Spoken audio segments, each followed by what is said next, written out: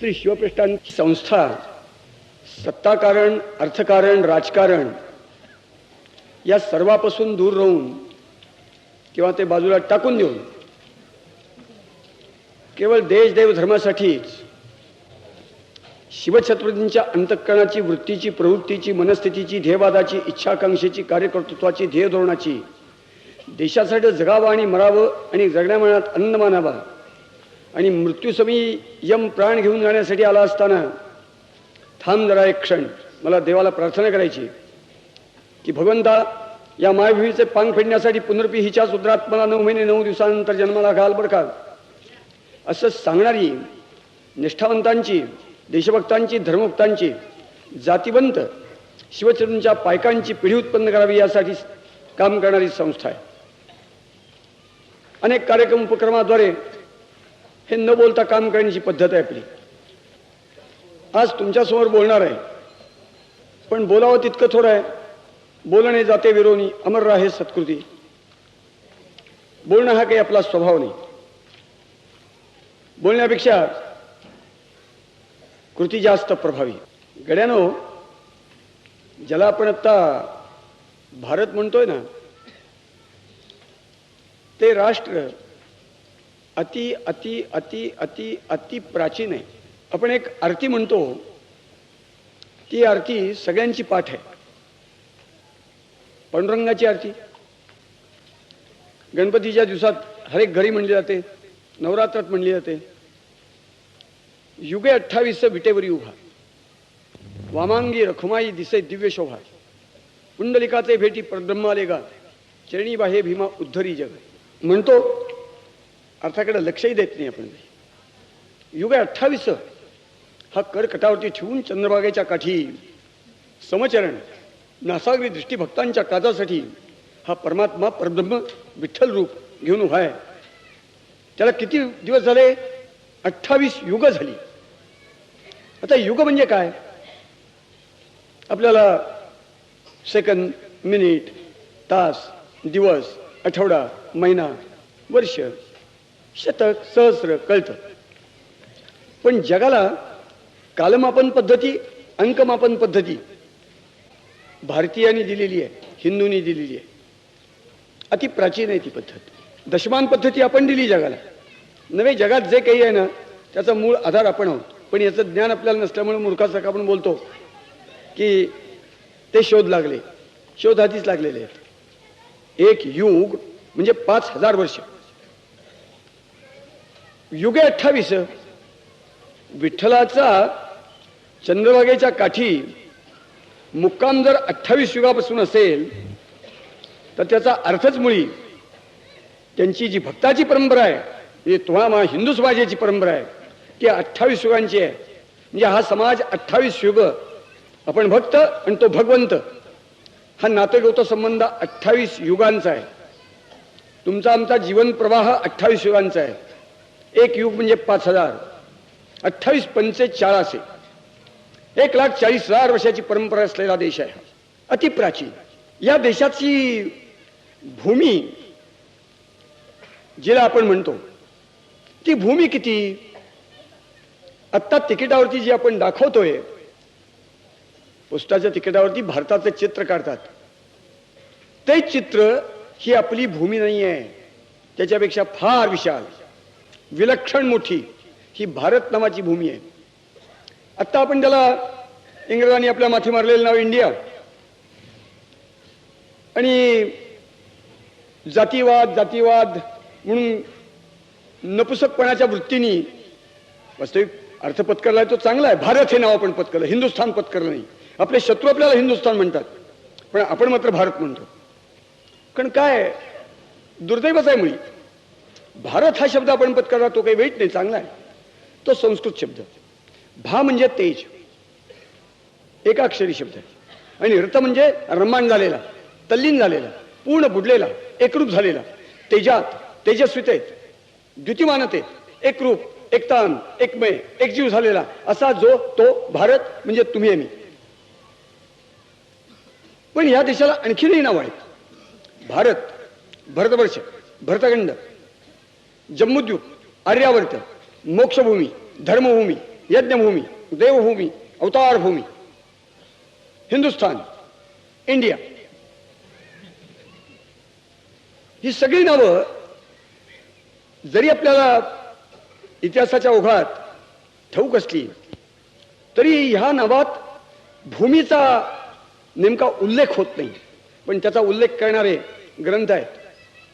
हिंदुस्थानच्या संबंध जीवन प्रवाहाचं ज्ञान घ्यायचं असेल तर किमान 4 वेद, 6 शास्त्र, 18 पुराण, 108 उपनिषद, ब्रह्मसूत्र, गीता, भागवत, रामायण, महाभारत इतक्या ग्रंथांचा किमान अभ्यास केला पाहिजे.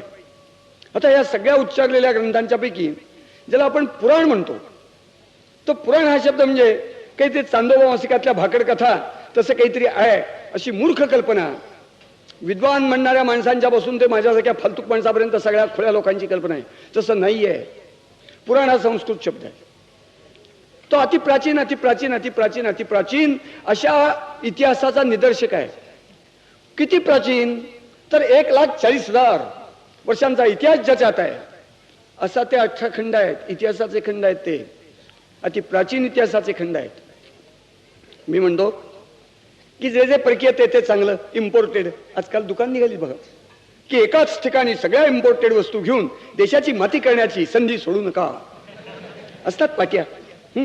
कारण आपण जन्माला आलोय तर हिंदुस्थानची माती करण्याचाच वेळा घेऊन जन्माला आलोय अशीच सगळी जत्रा इथली. अरे स्वदेशीचं नाव नाही, ढोंग त्याचं नाव हिंदुस्थान मधली प्रजा. आणि मग इम्पोर्टेड तर ते चांगलं. तर इम्पोर्टेड लोक काय म्हणतात ते सांगतो. म्हणजे परदेशातले या देशाचं आयुष्य किती. मी तुम्हाला जर सांगितलं की डॉक्टर बाबासाहेब आंबेडकर, बुद्धिमान विद्वान मनुष्य, विवेकानंद, विनोबा भावे, दयानंद सरस्वती, लोकमान्य टिळक, महर्षी सातवळेकर, तर तुम्ही म्हणाले कुठली नावं काढलीत. आणि हे सांगतात ते काय सगळे आपलेच की. मी काय त्यात तथ्य नाही. इम्पोर्टेड कुठे आहे. पण इम्पोर्टेड लोक, परकीय लोक काय बोलतात ते ऐका. या देशाची माती करण्याचा पैजेचा विडा उचलून आलेल्या आक्रमकात इंग्रजही आहेत. त्या इंग्रजांच्या पैकी एक 7 जण असे आहेत पहा की ज्यांनी एक एक जीवनाचं क्षेत्र वाटून घेतलं आणि ते वाटून घेऊन त्यांनी हिंदुस्थानमधल्या लोकांच्या डोक्यात राख कालवण्याचं, जन्मभर काम करण्याचा विडा उचलून अप्रतिम काम केलं. Lord Macaulay, Winternitz, Max Muller, doctor Alan Tod, हे 6-7 जण तर इतके बदमाश आहेत की त्यांनी कुणी धर्माचा अभ्यास केला, कुणी संस्कृतीचा केला, कुणी इतिहासाचा केला, कुणी भाषेचा केला, कुणी पूर्वीच्या वाङ्मयाचा केला. आणि हे सगळं कसं थोतांड आहे, हे कसं टाकाऊ आहे, हे अत्यंत बेकार आहे. आणि भारतीयानो, हिंदूनो, जे काही चांगलं आहे ते सगळं युरोपातलं आहे, ते इंग्लंड अमेरिकेत आहे, ते आमचं आहे. मग अशी बोलताना 6 सांगितले. 7वा आहे टॉयनबी नावाचा आहे. इंग्लंडमध्ये 1847 साली तो जन्मला आणि तो 80 वर्षाचा होऊन मेला. त्यांनी आपल्या आयुष्यात हिंदुस्थानच्या इतिहासाचा अभ्यास करून ओरिएंटल हिस्ट्री ऑफ इंडिया नावाची 4 पुस्तकं लिहिली. 4 पुस्तकापैकी क्रमांक 1च्या पुस्तकात प्रस्तावना आहे ती या मूर्खांनी वाचली. आणि तो तज्ञ सुद्धा कसा, असा मामूली नाही, तो इतिहास संशोधक नाही, एक इतिहास शास्त्रज्ञ नावाची जात आहे की ज्या व्यक्तीचा भूगर्भापासून अंतरिक्ष यानापर्यंत, खगोलशास्त्रापासून ते खनिजशास्त्रापर्यंत, अध्यात्मापासून गणितापर्यंत, भाषाशास्त्रापासून व्याकरणापर्यंत असा 24 शास्त्रांचा किमान अभ्यास मानवी जीवनाला व्यापून राहणारा असतो. आणि सगळ्याचा आढावा घेऊन मागून चालत आलेला हा जीवन प्रवाह वर्तमानातून भविष्यात कसा कसा पावलं टाकत असाच प्रवाह जाईल त्याचे काही आडाखे बांधण्याची ताकद असलेली व्यक्ती त्याला म्हणतात इतिहासशास्त्रज्ञ. त्याच्यात तो टाळून गणला जातो. हो, लोकमान्य टिळक तसे आहेत, महर्षी दयानंद सरस्वती तसे आहेत, पंडितजी सातवळेकर तसे आहेत, पण ते स्वकीय आहेत, त्यांना काय किंमत आपल्याजवळ. टाळणबी मोठा, पण तो टाळणबी काय म्हणतोय प्रस्तावनेत पहिल्या परिच्छेदात ते सांगतो. तो म्हणतो हिंदुस्थानच्या जीवन प्रवाहाचा अभ्यास करायचा असेल तर किमान 50,000 वर्षापेक्षा जास्त कालखंडाचा मागोवा घेतला पाहिजे. 50,000 वर्षापेक्षा जास्त कालखंडाचा मागोवा घेतला पाहिजे तो म्हणतोय. काय म्हणणार तुम्ही? आपण असं म्हणू इम्पोर्टेड आहे त्याचा विचार. हे 1,40,000 वर्षाचं कोष्टक फेकून दिलं मागास, त्याला काही अर्थ नाही. स्वदेशी, परदेशी चांगलं. अरे 50,000 वर्षाचा जरी इतिहास बघितला तर तुम्हाला आश्चर्य वाटेल की तो इतका अवाढव्य आणि विलक्षण आहे की आपण त्याच्यात प्रवेश करू तर आपले पूर्वज आणि आपण न शोभणाऱ्या गोष्टी आहेत.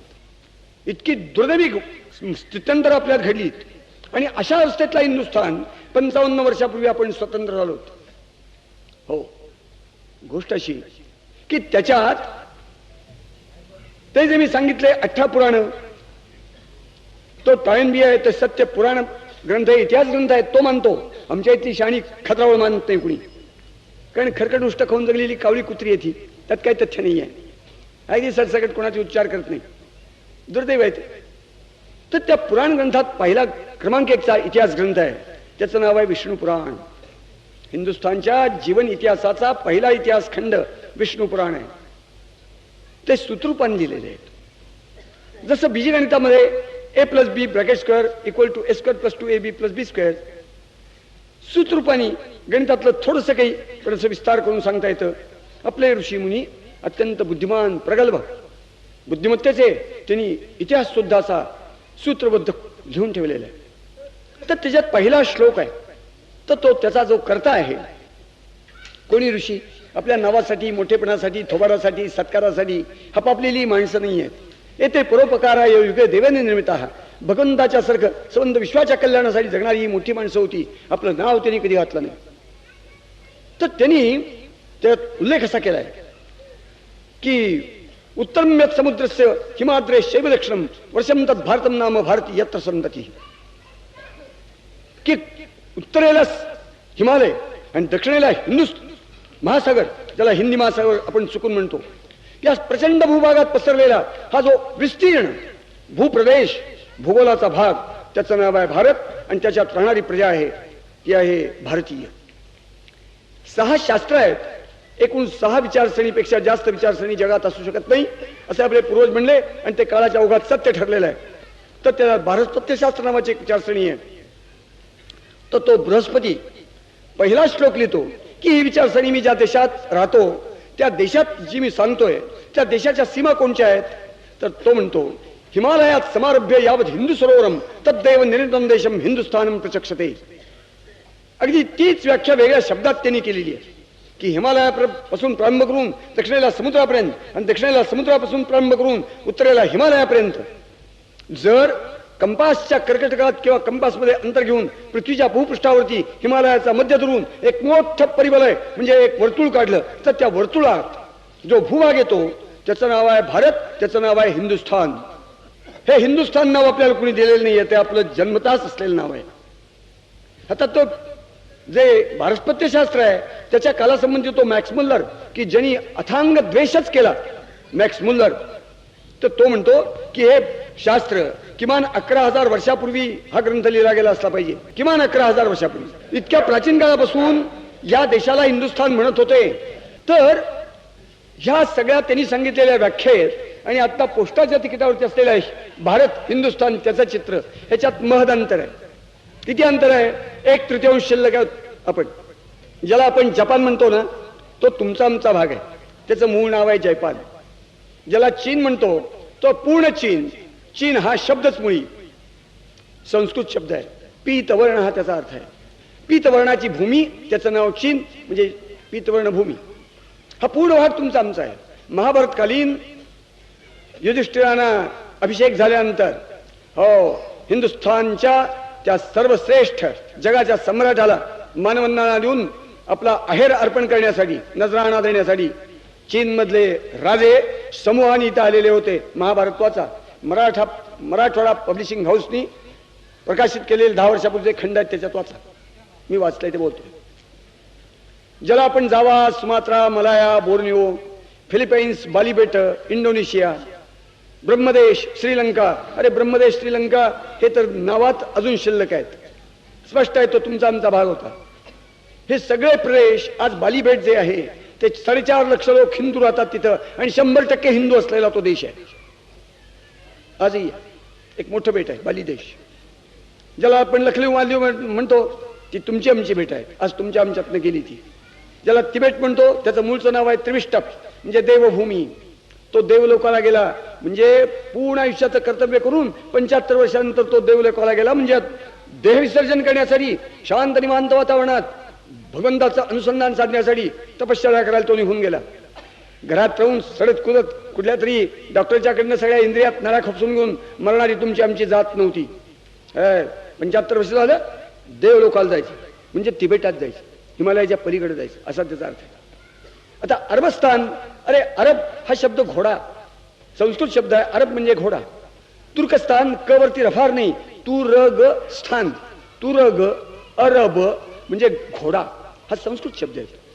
उत्तम घोड्याच्या पैदाशीची वातावरण वायुमान असलेले प्रदेश ते तुमचे आमचे प्रदेश आहे.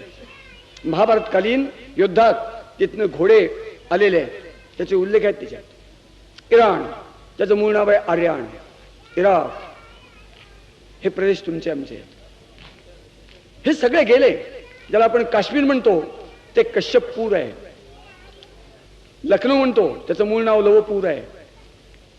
हा सगळा विचार केला तर आत्ताचा जो हिंदुस्थान आहे, जो भारत आहे, तो एखादी खुडूक झालेली अंडी देण्याची क्षमता नाहीशी झालेली कोंबडी असावी.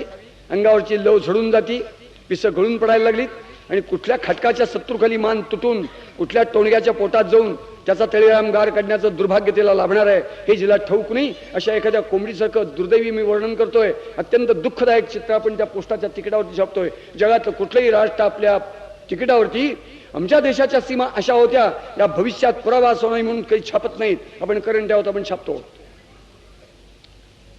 तर कल्पना करा किती विलक्षण मोठा देश. बरं, जगाच्या वाटीवरती मी खूप गाळणार आहे, कारण 2 तासात बसलंच पाहिजे बोलणं. किमान सलग 4.5-5 तास बोललं पाहिजे, 2-2 तास 5-7 दिवस बोललं पाहिजे तुमच्याशी. मला गंमत सांगतो की जगाच्या वाटीवरती जी युनो नावाची संस्था आहे, त्या युनो संस्थेत एक चार्टर म्हणजे यादी आहे. 156 राष्ट्रांची यादी आहे. त्या 156 राष्ट्रात आपण आहोत. 155 आपण सोडून राष्ट्रांची संख्या आहे जगात. राष्ट्र म्हणजे काय? भूमी, एक विशिष्ट वंश, त्याची विशिष्ट भाषा, चालीरीती, काही उपासना, भगवंताच्या प्रार्थनेचा किंवा उपासनेचा मार्ग, अशी एक विशिष्ट जमात, जात किंवा मानव समूह, त्याला म्हणायचं राष्ट्र. असे 155 मानव समूह आहेत जगात. आपण 156 आहोत. त्या 155 जणांपैकी सर्वात प्राचीन आपण आहोत. पण पुढचं वाक्य उच्चारल्यानंतर आश्चर्य वाटेल, ते नंतर उच्चारतो की पूर्वीचा भूगोल हिंदुस्थानचा, आत्ताचा भूगोल किती. एक इयर बुक ऑफ इंडिया नावाचं पुस्तक दरवर्षी प्रसिद्ध होतं भारत सरकारतर्फे. आपण ते वाचत नाही, पण वाचलं पाहिजे. त्याच्यात पहिल्या पानावरती हिंदुस्थानची भूमी आणि अनेक वैशिष्ट्य दिलेली असतात. अतिशय अल्प किमतीत मिळतं, पण अल्प लोक सुद्धा ते कधी वाचत नाही. सगळ्या भाषेत प्रकाशित होतं. मी कायम दरवर्षी वाचतो. त्याच्यात त्यांनी भूमीचा आकार सध्या किती आहे दिलाय, तर ते म्हणतात की 2000 मैल लांब, 2000 मैल रुंद एवढी ही भूमी आहे. 1.66 किलोमीटर इक्वल टू 1 मैल, म्हणजे 3400 किलोमीटर लांब, 3400 किलोमीटर रुंद एवढा प्रदेश शिल्लक आत्ता सध्या. उदंड प्रदेश झडला, खंगला, फुटला, लुबाडला गेला, हिरावला गेला, तरी सुद्धा उरलेला इतका प्रचंड प्रदेश आपल्याजवळ आहे. या प्रदेशाचं वैशिष्ट्य असं आहे, भारत या देशाचं जगाच्या पाठीवरती आपल्या इतकी सलग सुपीक भूमी कुठल्याही देशाजवळ नाही, जास्त खोलात जात नाही. आपल्यासारखी जलसंपत्ती, आपल्यासारखी पशुसंपत्ती, आपल्यासारखी खनिज संपत्ती, वनसंपत्ती, निसर्ग संपत्ती आपल्यासारखं कुणालाही जगात नाही. अरे त्या पशुसंपत्तीत तुम्हाला सांगू का, जगात क्रमांक 1 ची कातळ्याची निर्यात करणारा तुमचा आमचा देश आहे. खोलात गेलो तर 1.5 तास लागेल. यांची वैशिष्ट्य काय काय आहेत ते पोटातली सांगायला नाही सांगत. बुद्धी संपत्ती तयासी तुलना कैसी मेरुबांधावर दाखवते. ब्रह्मदेवाच्या बाला सुद्धा नमावं लागेल अशी बुद्धी, त्याचं नाव आहे हिंदुस्थान. तुम्ही आम्ही त्याची उदाहरण देत वेळ बाहेर घालत नाही. धर्म संस्कृती विलक्षण उंच. अरे भगवंतानी भारावून जाऊन या भूमीच्या पुढे जन्म घेतलेले आहेत. अशी भूमी फक्त एकच की मनुष्य रूपाने भगवंताला जन्म घ्यावा वाटला. इतके उदात्त धर्म आणि संस्कृती. 3 स्पष्ट ऋतू, उन्हाळा पावसाळा हिवाळा, फक्त जगात एक देश हिंदुस्थान. प्रचंड सगळ्या प्रकारची संपत्ती, तशी मनुष्य संपत्ती. आपण मूर्ख आहोत, हसतो की 100 कोटी संख्या झाली, आपल्याला भीती वाटते. अरे भीती काय वाटायची, तो जमेचा घटक आहे आपला, असं माझं मूर्ख मत आहे. समजा जगात क्रमांक 1 अब्ज 13 कोटी चीन, आपण 3.5 वर्षापूर्वी 100 कोटी ओलांडली. असली प्रचंड संपत्ती आपल्याला पाहिजेच. माझं त्याच्या पाठीमागचं तर्कशास्त्र वेगळं आहे किंवा विचार की अरे जगात हिंदुस्थानला वैरी कोण नाही, कोण नाही तो गाढव, सगळे वैरी. हिंदू समाजच हिंदुस्थानचा वैरी आहे ना, असं काय करता. अरे इथले जे सुशिक्षित नावाची जात आहे ना, ती फार मोठ्या प्रमाणावरती या देशाचे वैरी आहेत. क्रमांक 1 लक्षात ठेवा, त्यात मी आहे क्रमांक 1. हा आत्ता देशाचं जे वाटोळ होत चाललंय त्याला क्रमांक 1चं कारण जर कोणतं असेल, ही तर सुशिक्षित नावाची एक हरामखोर जात आहे. त्याच्यात फार मोठं प्रमाण देशद्रोह्यांचं आहे, फार मोठं प्रमाण, 51% जवळपास. जगाच्या वाटीवरती हिंदुस्थानला शत्रू कचकावून, अरे ज्यांना जगायची इच्छा असते त्यांनी शत्रू संपवायचे असतात. हा हिशोब लक्षात घ्यायचा असेल, इतके शत्रू संपवायचे आणि इतक्या शत्रूंना संपून त्यांच्या अंत्ययात्रा करायच्या आणि प्रत्येकाला किमान 4 खांदा द्यायला, तर 100 कोटी काय जास्त लोकसंख्या पाहिजे आपली. पण ज्यांना राष्ट्र म्हणून जगायची इच्छा तिडीक असेल त्यानं माझा विचार पटेल. आपल्याजवळ सर्वात मोठी नदी भगवंतांनी आपल्याला दिली, सर्वात मोठा पर्वत आपल्याला दिला. काय भगवंतांनी केवढी कृपा दृष्टी आपल्यावरती. सगळं काही मानवी जीवनातले वैभवाचे निकष सगळे उत्कृष्ट आपल्याला. सगळ्यात आपण प्रत्येक गुणात चांगले, तसं दुर्गुणात सुद्धा आपण नादान. या 156 राष्ट्रापैकी 155 राष्ट्र आहेत त्याच्या जास्तीत जास्त गुलामीच्या नरकात, दास्यत्वात, शेणा माझी बांधुनी वाडे हाती शेणकिडे असं क्षुद्र जीवन पत्करलेला आणि त्याच्यात आनंद मानणारा नादान लोकांचा देश कोणता, तर त्याचं उत्तर क्रमांक 1ला आपण. असा हा देश अगदी शक आले, हुण आले, कुशाण आले, तारतर आले, गुर्जर आले, इसवी सन पूर्वी. इसवी सनानंतर इस्लाम नावाचं एक बेकार बी जगात निर्माण झालं. इस्लामचा आक्रमणाच्या रूपाने पहिलं पाऊल मोहम्मद बिन कासिमचं 711 साली पडलंय सिंधमधनं. बरोबर 9 वर्षानंतर 2013 साली 1300 वर्ष पूर्ण होतील. कोण कोण आले इस्लामी आक्रमकापैकी? अरे साधं 1001 पर्यंत, 711 ते 1001 किती इस्लामी वंश आले हो. तगलक आले, लोधी आले, खिलजी आले, ऐबक आले, सूर आले, पठाण आले, मोगल आले. त्यांच्या बाची बाबळ कसे आले? हिंदुस्थानच्या घराला दार खिडक्या नाहीत, कुणी विचारणार नाही. अरे फडव्या तू इथं कसा आलास? हट ओट, काही नाही. कोणी यावे, कुठेही बसावे, कुठेही हागावे, काही करावे, काही चालतंय वाटतं ते. त्याचं नाव हिंदुस्थान.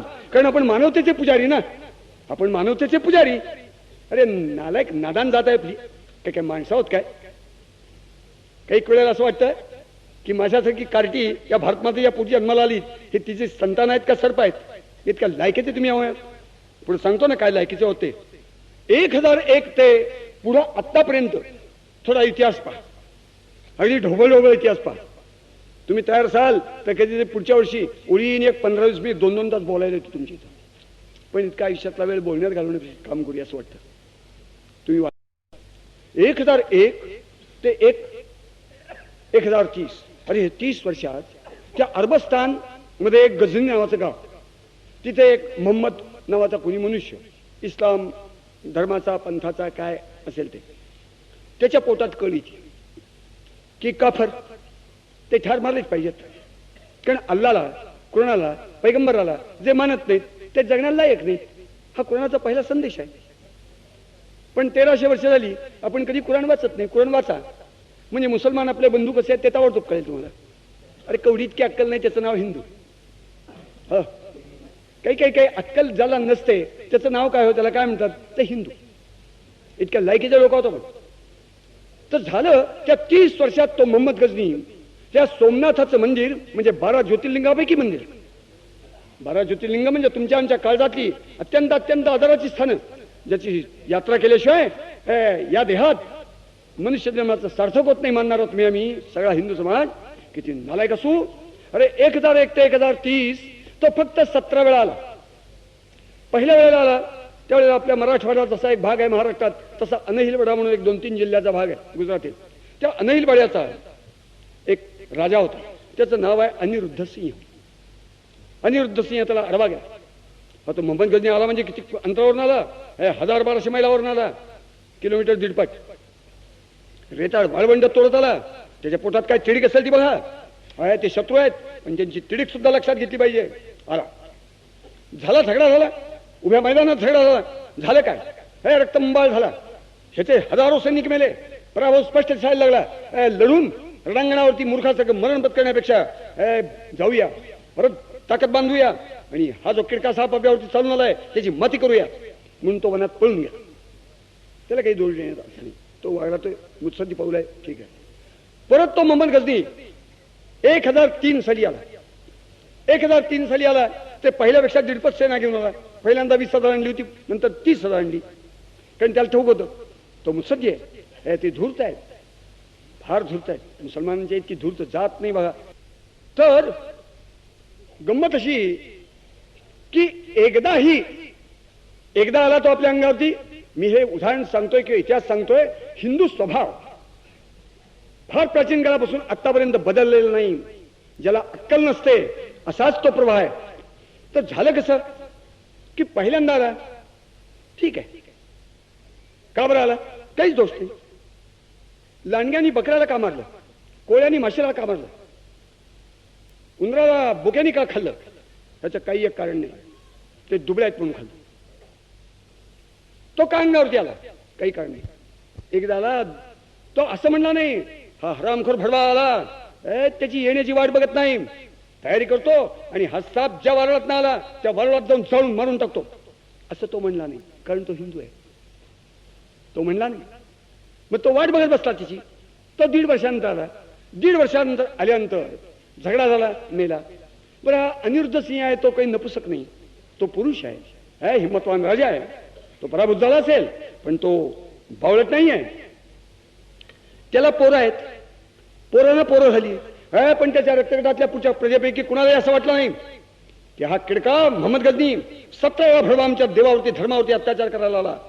प्रत्येक स्वारीच्या वेळेला कत्तल, लूट, जाळपोळ, रक्तपात, बलात्कार, धर्मांतर, विध्वंस, बस इतकाच हिशोब.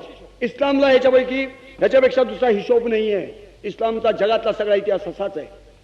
पण इतिहास वाचून तर कळेल. झालं, कोणीही झालेल्या प्रसंगाचा सूड घेण्यासाठी त्याच्या वंशातला एकही पुत्र प्रपौत्र पुढे आला नाही कधी. फैल बंद. दुसरा, हे रक्त कसं आहे ते पहा. आजही तसंच आहे. लढवय्या जाती आहेत का नाही हिंदुस्थानमध्ये? आहेत. बुंदेले आहेत, रोहिले आहेत, कुमाव आहेत, डोगरा आहेत, जाट आहेत, शीख आहेत, मराठे आहेत, राजपूत आहेत. अप्रतिम जाती आहेत. अरे मराठा जात तर अप्रतिम, म्हणजे सगळ्या मृत्यूच्या कमरेत लात घालणारी, मृत्यूला मातीत घालणारी जात आहे ही. हे सगळे त्या सोमनाथाचे उपासक आहेत. पण या जातीतल्या लढवय्यांच्या पैकी जिवंत होते त्या काळात.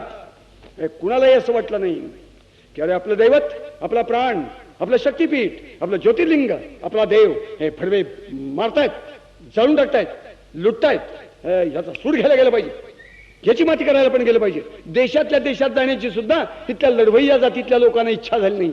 हा स्वभाव तसाच कायम टिकून आहे, ह्याच्यात फरक नाही.